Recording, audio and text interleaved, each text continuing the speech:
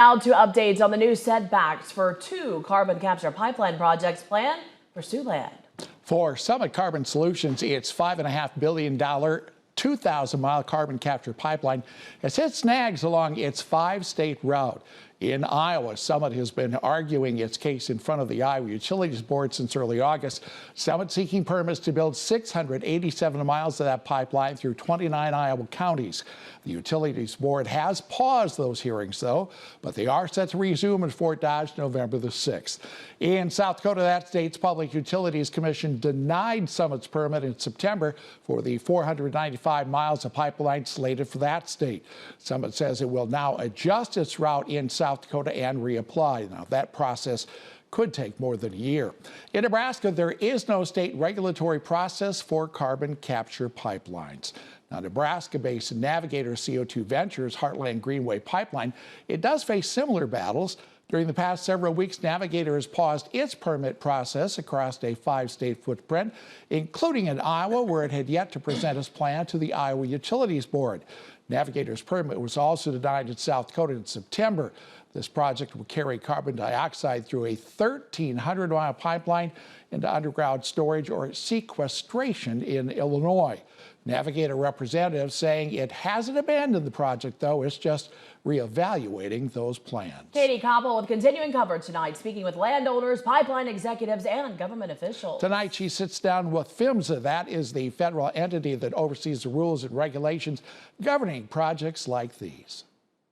Within the U.S. Department of Transportation sits PHMSA, the Pipeline and Hazardous Materials Safety Administration. Nearly 3.4 million miles of oil, gas, hydrogen, carbon dioxide pipelines, and other hazardous pipelines. Tristan Brown is PHMSA's Deputy Administrator. So we've got a big mandate from Congress in the safety oversight realm. We set standards for safety.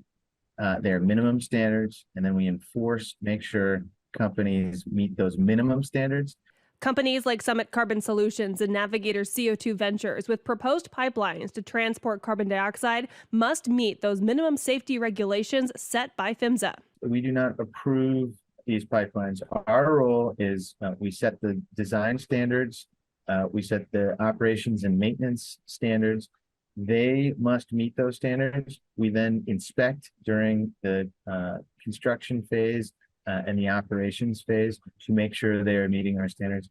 On February 22nd, 2020, in Satartia, Mississippi, a small village 45 miles northwest of Jackson, a pipeline carrying carbon dioxide ruptured, creating a crater in the earth and sending dozens to the hospital. What changes in safety protocols and regulations came from that Satartia investigation to, I guess, make the regulations and pipelines better for the future?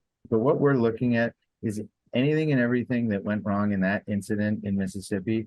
We want to update our requirements. Had our requirements that are in place now been followed, that incident would have likely been mitigated to some extent.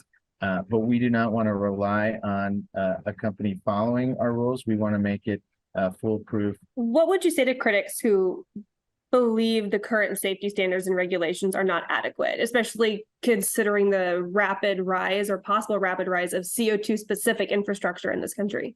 I think folks are rightly concerned. Well, what if until the standards are updated, what if projects are being built or companies going to try to get around it?